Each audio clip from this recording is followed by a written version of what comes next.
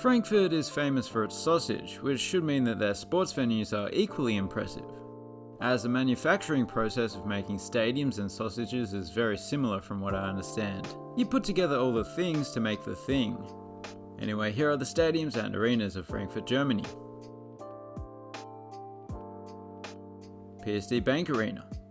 It mightn't look it, but this is actually the largest stadium in the world, as within it there sits the entire universe.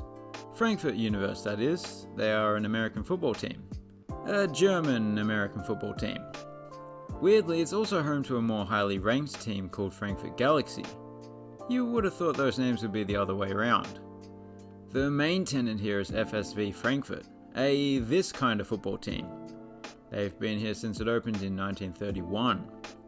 One odd little claim to fame that this place can claim is that it hosted Kosovo's first ever official competitive international match.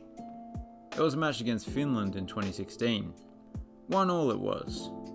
As for the design of the stadium, there's a nice mix of seating and terracing. Some is covered, some is not. It's nothing flashy, but it seems to be in good condition. Eissporthalle Frankfurt is the biggest ice hockey arena in the city, a fact that is betrayed by the unassuming exterior. It just looks like they've repurposed an old supermarket or something. By the looks of it, it was in Iceland. A lot of professional hockey arenas have an attached rink for the public to use. This one has several, and they're all linked by pathways of ice, which is kinda cool. Sub-Zero, I believe. As for the arena itself, there are few frills. In typical German fashion, function comes first, form comes later. Although those gull-wing Mercedes from the 50s are a thing of beauty. Look at those curves.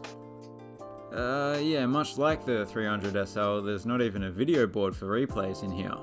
But it certainly does the job. Sportanlage an der Völkerrechtstraße. Yes, I did butcher that name, but remember, we're in Frankfurt, land of the sausage. To butcher a name in this city is considered to be a great compliment.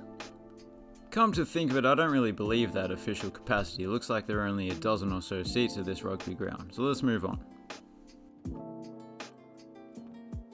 Deutsche Bank Park. It might not be able to fit the entire universe within it, but this is the real largest stadium in Frankfurt, by a long way. It's home to Eintracht Frankfurt, the biggest club in town. The stadium's non-commercial name is Waldstadion, which means Forest Stadium, and I can't for the life of me figure out why it's called that. Would it perhaps have something to do with the fact that it's completely surrounded by forest? No, that's got nothing to do with sausages. Anyway, there has been a stadium on this approximate site since 1925. But this particular iteration was completed just prior to the 2006 World Cup, where it hosted some games. The stadium's most notable feature is the roof. Rather than being a rigid roof that rolls along rails, it is made from fabric that is attached to cables. If you are a fellow stadium connoisseur, then you might be able to think of a few other grounds with a similar roof, but this was the first stadium in the world to have this particular style of retractable roof. Like many big German stadiums, it includes terracing that can convert into seating when required. During domestic matches, there are around 20,000 standing places. Waldstadion. You might be surprised to hear that this small and seemingly insignificant stadium is one of my favourites that we've seen so far. Why, you ask? Well, I like hiking and I like stadiums. This is one of the few sports venues where you can be stomping your way through the jungle in some sections, and sitting comfortably watching football in other sections. Just make sure to bring your compass because you do lose reception in the depths of the overgrowth. Some say there are still uncontacted Germanic tribes living deep within the forest of the Northern Terrace. I personally find that harder to believe than the Earth being round. Suave Energy Arena. The exterior of this venue was supposedly inspired by the cross-section of a football for some reason. I guess an American football maybe. The arena is not just named after Suave Energy, an electricity company. They also operate the solar panels on the roof that supply electricity to the arena, as well as around 60 of the nearby homes. So that's kinda cool, I guess. Anyway, it's home to a basketball team called Skyliners Frankfurt.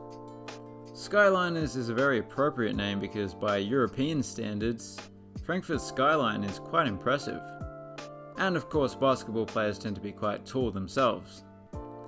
So 2 birds, 1 name. But yeah, it is a nice venue. Why they decided to make it football shaped, we'll never know.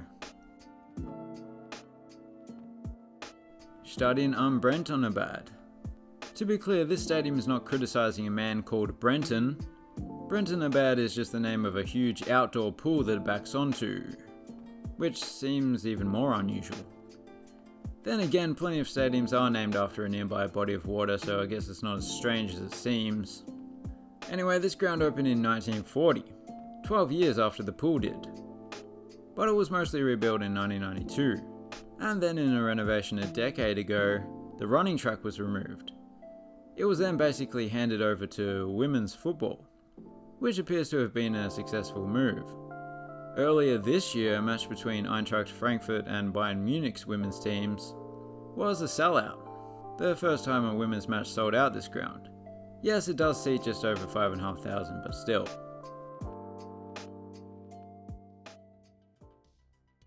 And those were the Stadiums of Frankfurt. Das war eine schöne Auswahl an Stadien. Ja, my favourite of the lot would probably be Deutsche Bank Park. It's kinda obvious, I know, but it was a trendsetter, albeit a trend that was only copied by a handful of other stadiums. Thanks for watching, have a good one.